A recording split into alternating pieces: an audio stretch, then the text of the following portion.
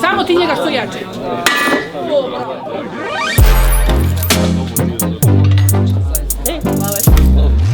Dobro je, Marika. Moj lučić je došao.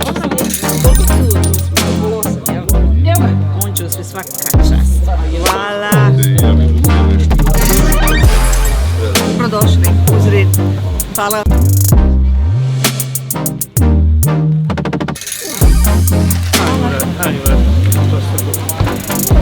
Dobar dan je.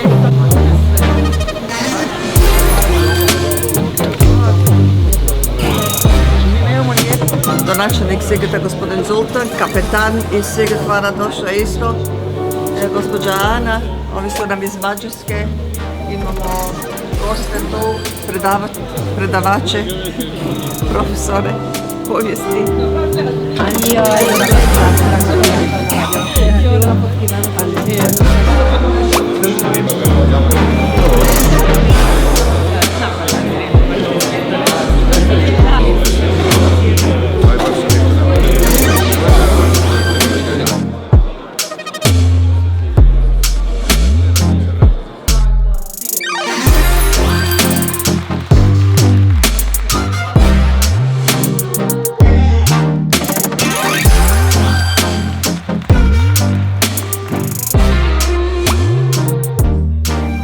Prije 730 godina, točnije u ispravi od 13. siječnja 1295. godine, najstariji je poznati spomen tvrdog grada Zrin.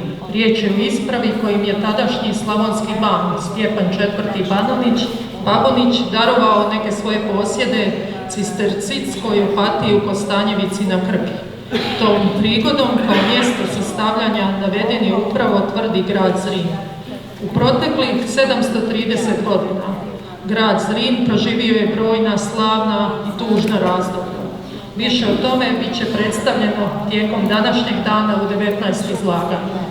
Izvorna ideja je bila da ovaj skup održimo na samoj utvrdi, ali zbog burnih vremena i lošeg stanja utvrde isto nije bilo moguće iz tehničkih razloga.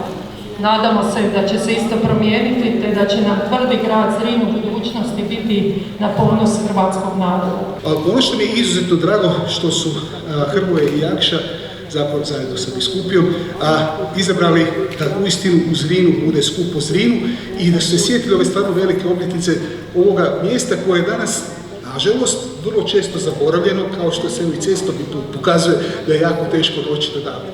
A uistinu Zrin ima slavnu povijest.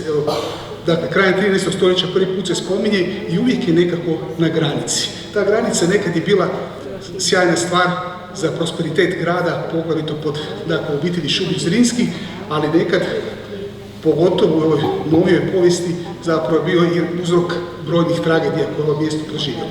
Plodonosna suradnja pokazala se vrlo dobro i ja sam uvjeren da uz Klementininu podršku i inicijativu ćemo nastaviti raditi na ovakvim i sličnim projektima. Isto tako mi je drago što sam dobio informaciju da će nakon ovoga skupa doći do izrade jednog zbornika radova, tako da sve ono što će ovdje biti izrečeno, da će biti zabilježeno u jednoj knjizi koja će definitivno predstavljati izvor za nekakva buduća povijesna istraživanja i nadam se da će ta istraživanja doprinijeti razvoju ovoga prostora. Ovdje moramo znati i prepoznati svoju povijest, jer ako je dobro znamo, onda je nećemo ponavljati. Samo onaj narod koji zaboravlja svoju povijest osuđen je da je ponavlja. Stoga junaštvo i herojstvo i obitelji Zrinskih i svih hrvatskih obitelji sa ovog područja koje su obilježile i rekao bih svojim žrtvom utkale slobodu koju danas imamo, kroz tu povijest moramo ih se sjećati, da od njih učiti i dati dostojni prioritet. Stoga ću zahvaliti svima vama koji ste organizirate ovakav skup, da na ovom području da se upravo o tome pričamo, govorimo i da ga prenosimo na druge nove generacije, da znaju da domovina sloboda koju danas imamo, da je kroz povijest su mnogi hrvatski velikani za nju dali svoje živote. I to se i u Sigetu tamo slavi i u Budimpešti imate spomenike našem junaku, a mi nemamo, evo, Hrvatska nema spomenik Nikoli Šubić-Zrinskom. Ima na Zrinjevcu, evo, po njemu se Zrinjevac zove u Zagrebu, taj je ljepši trg i park, ima jedna bista, to je sve što ima Hrvatska. Evo, ovdje imamo od Tomislava Grešnjavija skicu za jedan možda budući spomenik Nikoli Šubić Zrinskomu, koji bi se mogao postaviti, evo ima jedna inicijativa ovdje upravo u Zrinu, što bi bilo lijepo da bude i u Zrinu i u Zagrebu, ali da se taj Zrin vrednuje i poštuje kao stvarno jedna naša hrvatska svetinja. Rekao sam to jedanput i predsjedniku vlade, nije Hrvatska jaka ako je jaka u Zagrebu, nego ako je jaka na Uni. Evo, mi moramo, to su znali Zrinski, oni su tu utvrde postavljali od Kostanice pa Pedalje, i vi ćete to bolje tumačiti, evo, do našeg Gozanskog, ali to je sada zanemareno. Možemo reći, država koja je bila skoro 50 godina poslije Drugog svjetskog rata je namjerno zanemarivala ove naše hrvatske krajeve, ali mi imamo već 30 godina svoju hrvatsku državu. I kako se to može dogoditi da je sada nama tako, jednako možemo reći nevažno. Evo, mi želimo to preokrenuti, da ne može biti nevažno biti u Zrinu, govoriti u Zrinu, promicati Zrin. Evo.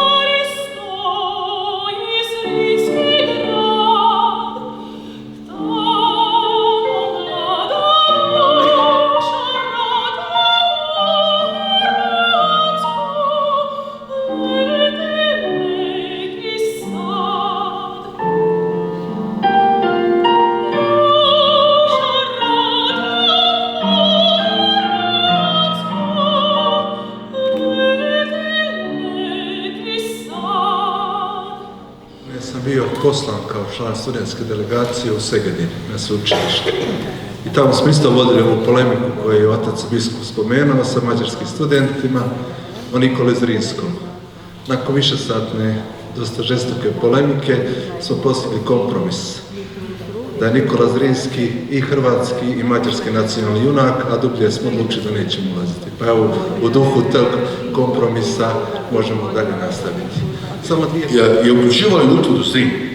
Bilo je prvenstveno povezano s obitelji Babonić.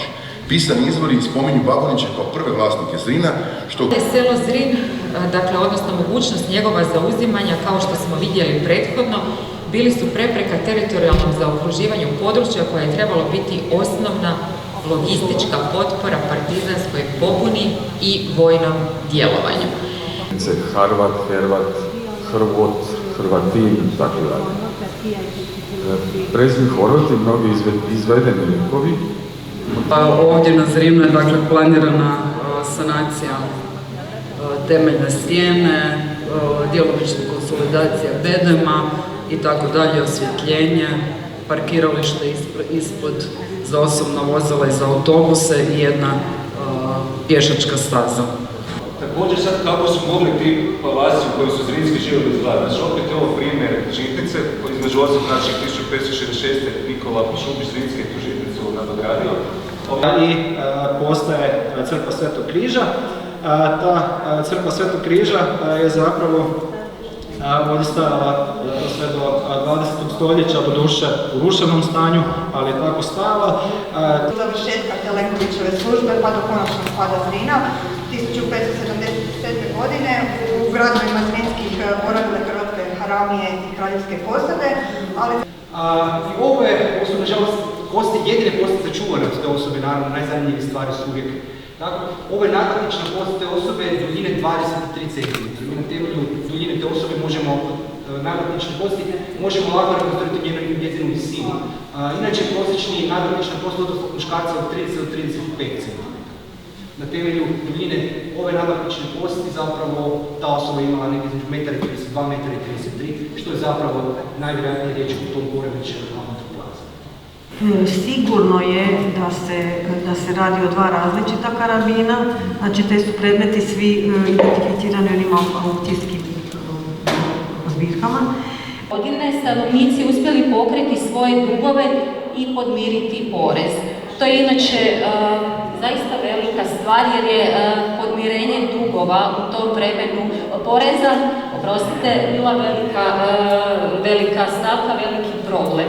Na obnovu bili su zbog rata obustavljeni u lipnju 1941. godine, tijekom siječnja 1943. godine.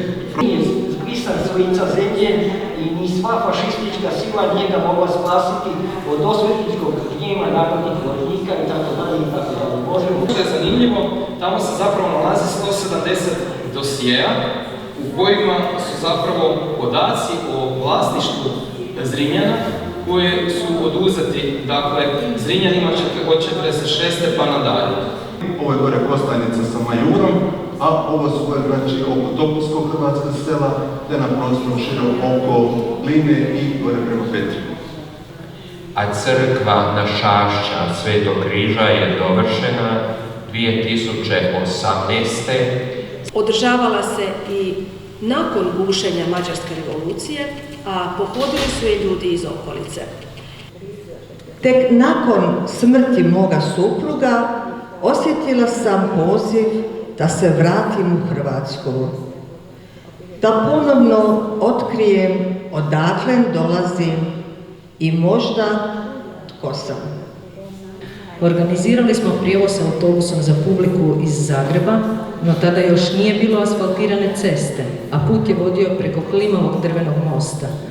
Otegotne okolnosti su kod nas vječito, što je to u principu područje koje ne živi u sklopu nekih malo većih ili razvijenijih gradova i područja, tako da nam fali najosnovnije one neke infrastrukture, da vi kad dovedete ljude ovdje u obilazak ili nekakvu turističku grupu, vi doslovno, kad moram reći, nemate čovjeka gdje poslati na WC, osim ako je taj WC niste doveli skupa sa sobom.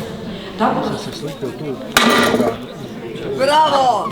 Čuj, što više lupaš, više keša imamo za Zrin.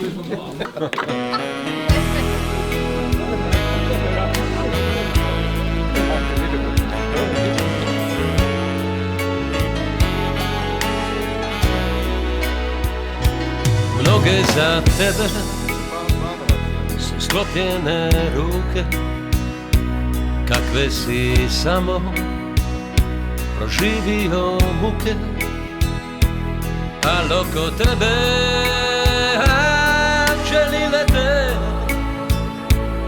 Evo, hvala ravnateljici, hvala svima koji se trude da se to doista ostvari. Koja je stopa jedna sudbina, još uvijek Zrinjana u svijetu ima, u svima jedna još živi nada. Da, dragi prijatelji, dobrodošli i na ovaj dio današnje svečanosti. Ja vas pozdravljam s veseljem i ponosom u ime ogranka Matice Hrvatske, Hrvatska Kostajnica. I osobito mi je drago što nas je danas okupio Zrin i 730 godina njegovog spomena. Pa ova priča se odvija na inicijativu našeg također člana Družbe Hrvatskog zmaja, gospodina doktora znanosti Tomislava Dubravca, koji je uopće inicirao taj događaj i koji je donirao sadnju jedne lipe Gubčeve, a 110 lipa je donirala šumarija Dvor, uprava šuma Sisak i zapravo tu je ključnu ulogu, nažalost nema ga ovdje, ali sam od srca zahvalno odigrao gospodin Josip Pranjić iz uprave šuma, upravitelj šumarije Dvor.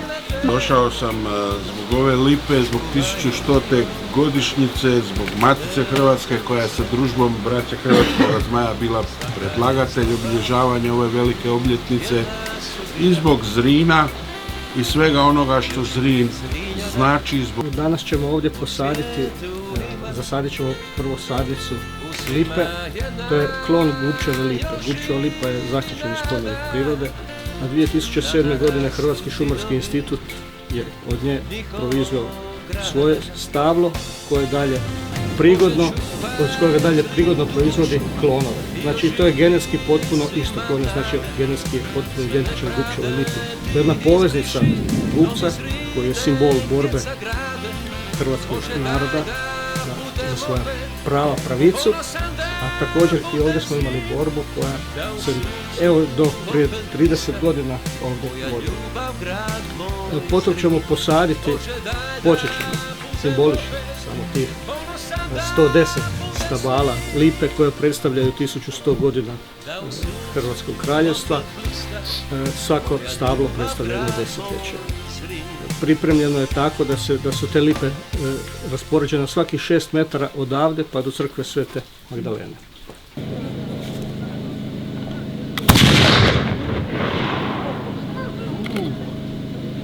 Suma summarum, evo, zadovoljni smo s današnjim danom sa znanstveno-stručnim skupom Zrin 730 godina prvog spomena. Uspjeli smo povezati i okupiti zaljubljenike u Zrin, zrinske, goste iz Mađarske, brojne predavače.